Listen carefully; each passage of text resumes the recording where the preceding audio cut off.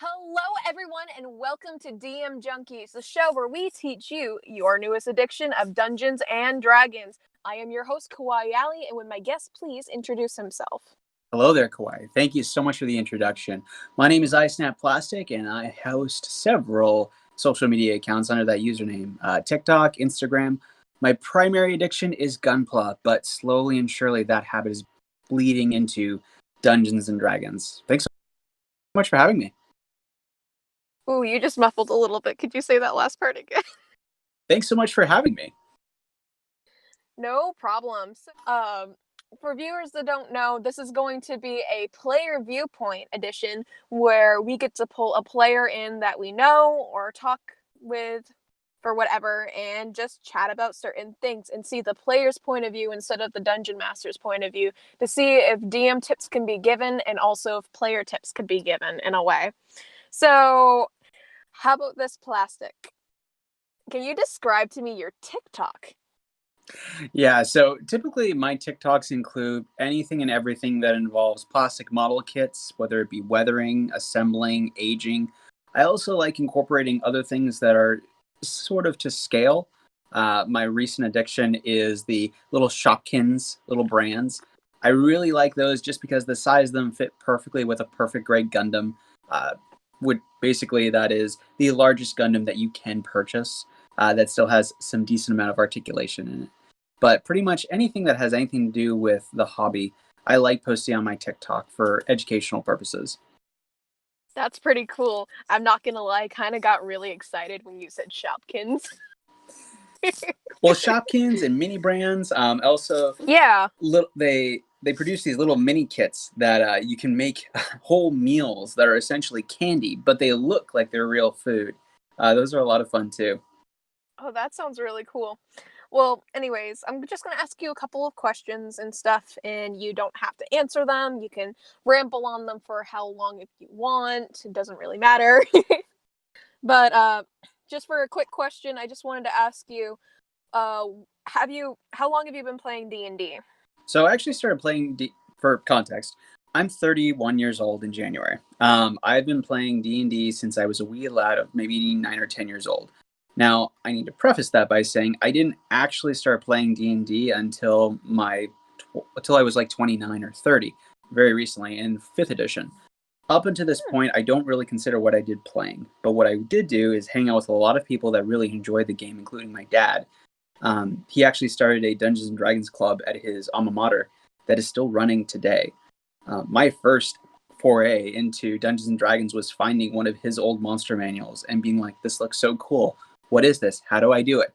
Well, he did his best to explain to a 10-year-old what a tabletop role playing game is with very unfriendly rules for those of you that play 5th edition. Um, so he did his best. And from that point on, it was always kind of in the back of my head. But in recent years, I've really gotten into the idea of creating characters and starting to slowly build my own world for my characters, which I think my DM appreciates. At least I hope he does. DMs have a hard job because they have to tell a story that, for us, who, me especially as a creator, we're very limelight greedy. We like to be in the spotlight. We like to have the story about us. So you're going to create a story that focuses on you. The DM has the challenge of then, how do I incorporate that story in while still engaging the rest of the party? 5, 6, sometimes 7 other players who equally want to share in that limelight. Mm. Yeah, that's something really good to say. I am bewildered for a second. Sorry That's about cool. that. But what you had is a great point when it comes to DMs and DMs having. I don't like saying a struggle. I like saying challenge. I guess that's just the early childhood education teacher in me, for Uh-huh. those of you that don't know. But for what I like to do, at least personally, is I like taking each person's story and trying to integrate them. My problem as a DM, and I'm just going to say this because I don't know if any other DMs have the struggle, but for someone that doesn't really use minifigures that much, it's very hard for me to figure out, okay, who's doing what and who's doing what. But what got you into doing things with minifigures? I'm really curious.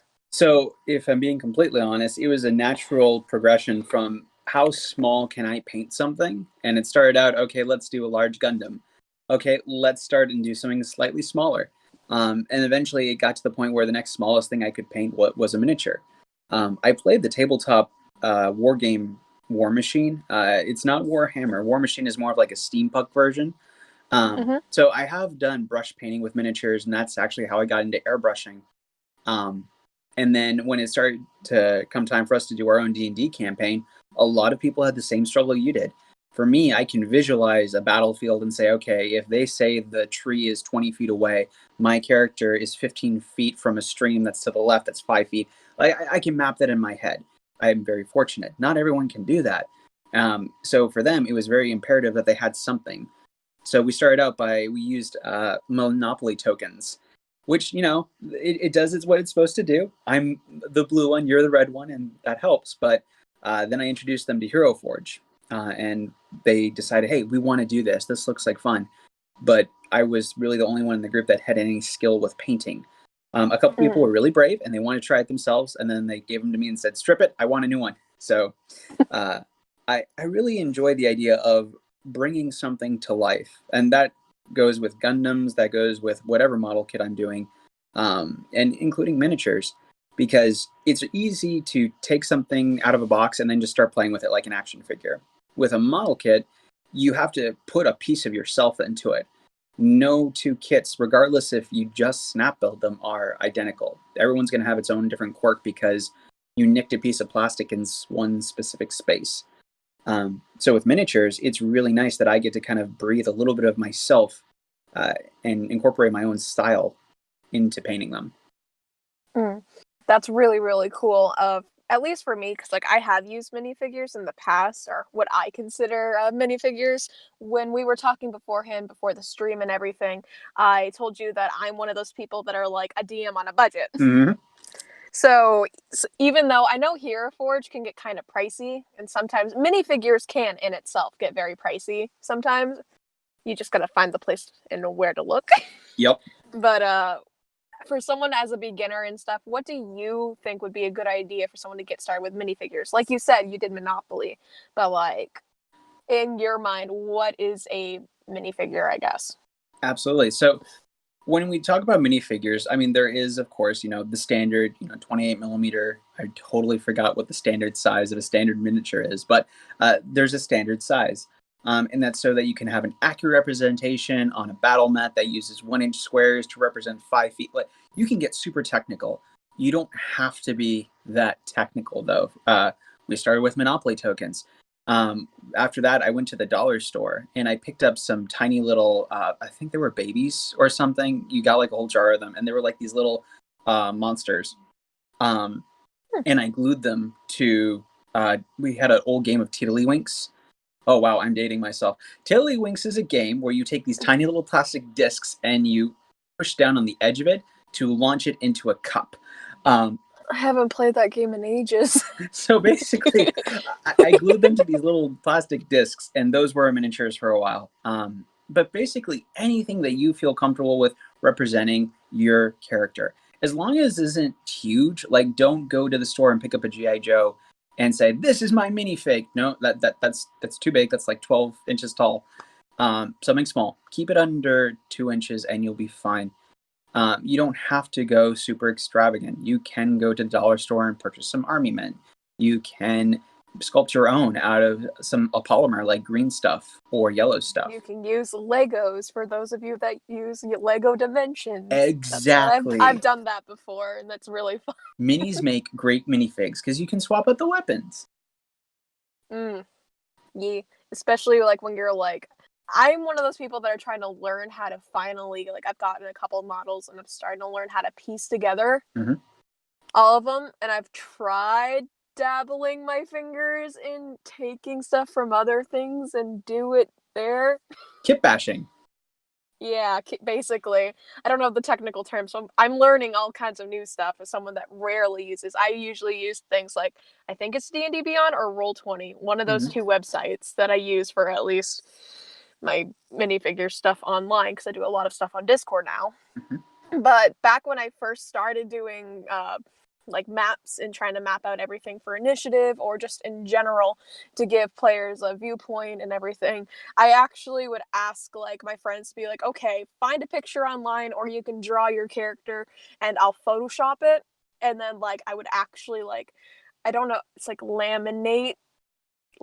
That's the word. I would like laminate them and just like take binder clips and break the binder clips and just use that Mm-hmm. for little minifigures and stuff for them to go through.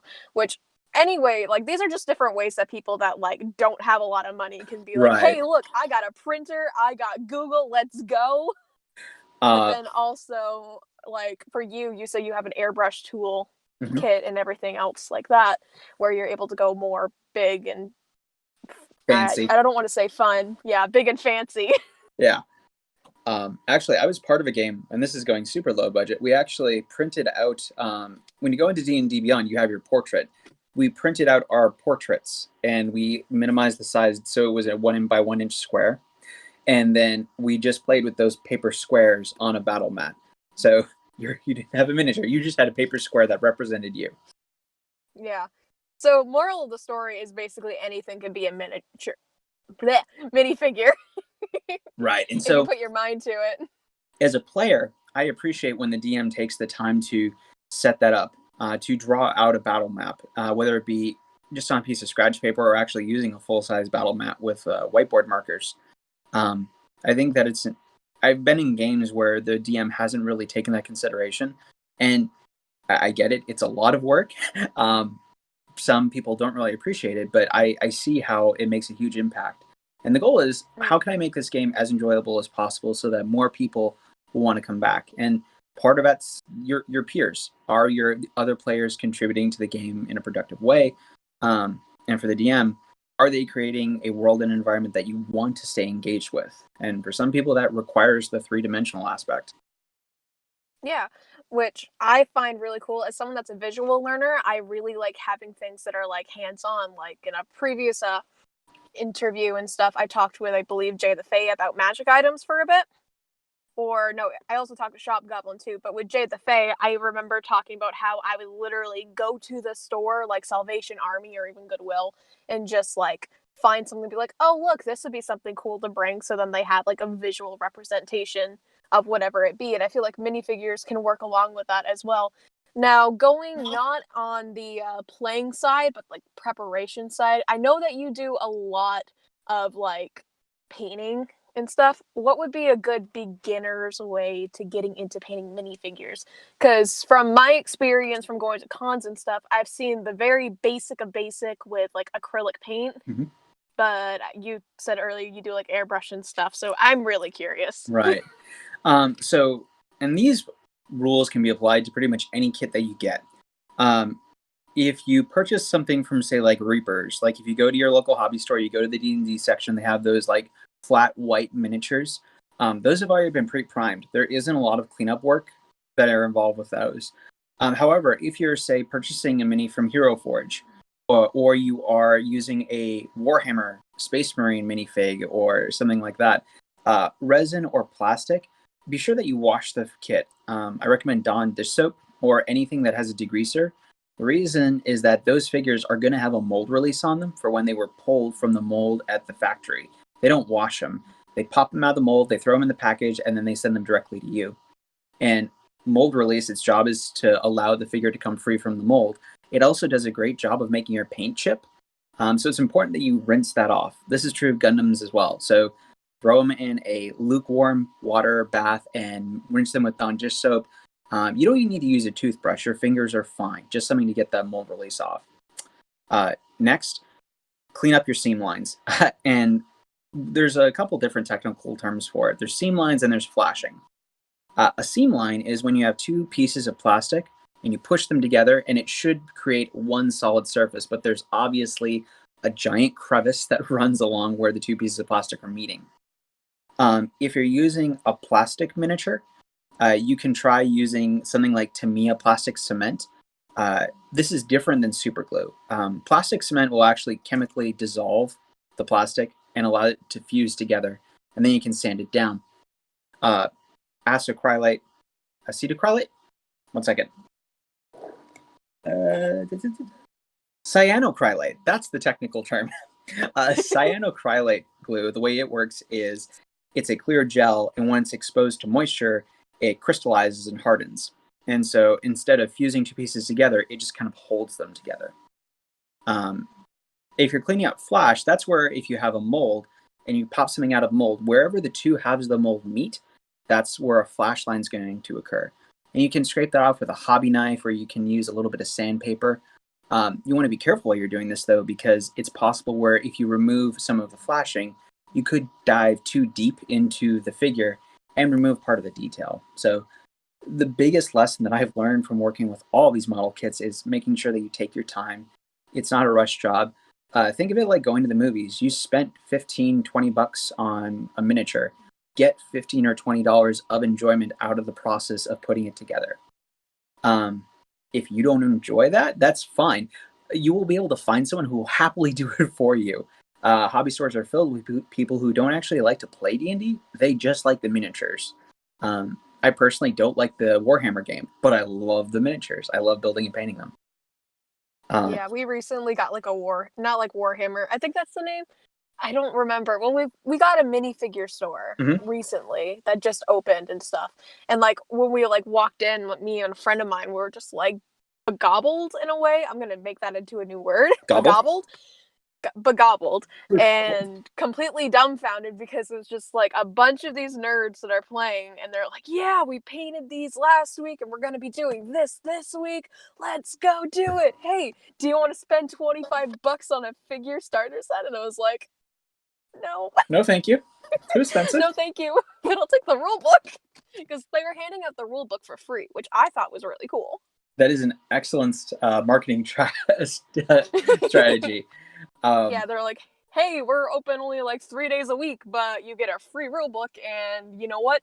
If you pay $8 just for coming in and doing this, we'll give you a free minifigure set for free of anything. Dang. And I'm like, huh. I'm gonna have to come visit you guys. That sounds like fun. It had to be like something tiny, like an undead skeleton, or like paladin. I think it's a paladin I got, was the one that I got.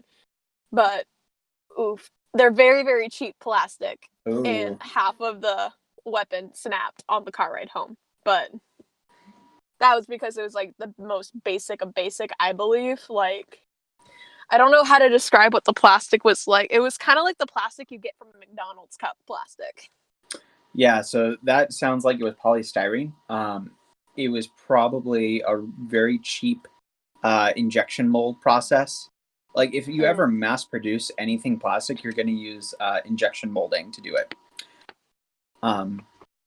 Yeah, I mean, they were giving it out for like a tiny, like small price, so I understand. Plus, you get a free rule book. Yeah. So you kind of get what you spent in a way. Exactly.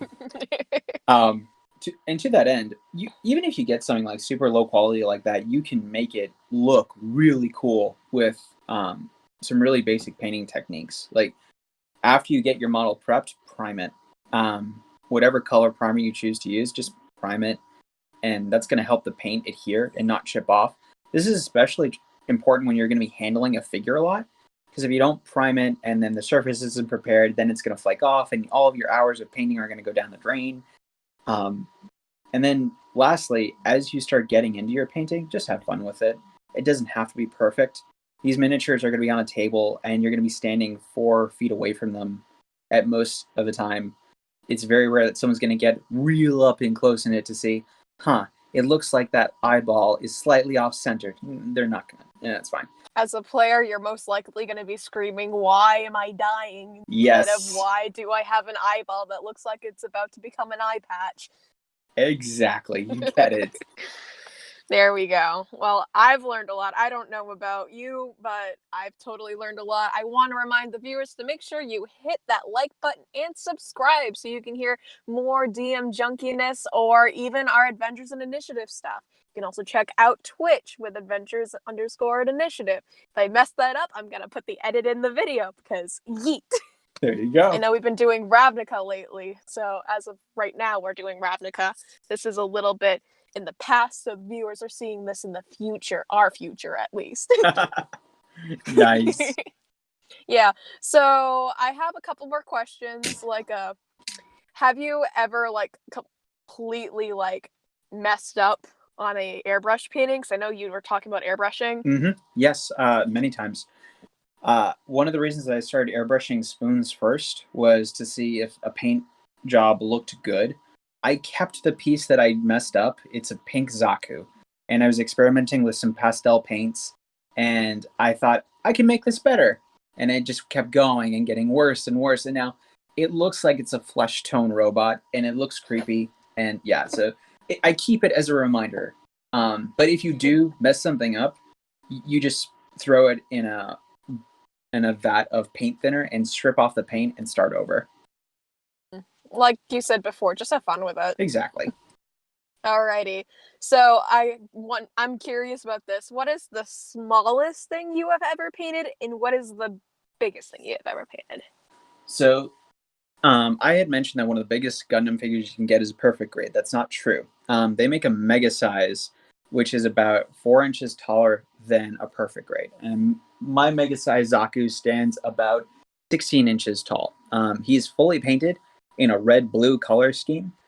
Um, that is by far the biggest thing I've painted, and I there were times where I regretted taking on that project because it was so big. I'm used to painting smaller things. The tiniest thing I've ever airbrushed was I got a small D&D miniature from Hero Forge, and I tried to airbrush it with just my airbrush, and it looks okay, but the details are all smudged. So I went ahead and stripped the paint off of that, and I'm going to go back over it with a brush because, as I learned from facing off against Stealthy Stormy, the brush can surpass the airbrush occasionally. Yes, as someone that likes to paint, like just straight up paint normally, I would like to say that too. I have dabbled in airbrush. Oh, that's a nightmare. At It least for me, it's a nightmare. It's not my medium, is what I'm trying to say, No, I and get it it. doesn't have to be. Exactly. You get it. Yeah. So, moral of today's episode, I guess, for the viewers who are still watching, and thank you all for still watching. I appreciate every single one of you. It doesn't matter how much you spend on a minifigure. It doesn't matter how the minifigure looks in a way. If you're using it just for fun, just have at it and have fun. I think that's the biggest takeoff that we've had for this episode. What do you think? I agree full heartedly. Thank you so much for giving me the opportunity to hang out and chat. It was a lot of fun. No problem. And question for the viewers down in the comments. Did you like having a player viewpoint? Did you like having a player come onto the show? If so, please let me know. It is very, very helpful for me for future planning. And I know one thing is that we'll probably have conversations more, Snap, you and I. Awesome sauce. Hopefully, I would love to have you again because you are so much fun to hang out with. So I have a question for you. Where can people find you? So I am currently on TikTok as I snap plastic. I underscore snap underscore plastic. I'm also on Instagram. I'm also on Twitter. I have a Patreon. I've got a coffee, and I just recently opened up the Snapchat. And I'm not sure if I made a good call in doing that. We'll see. We will see. Well, anyways, this has been DmJunkies, where we teach you your newest addiction of Dungeons and Dragons. This is Kawaii Ellie, and don't forget to just roll it.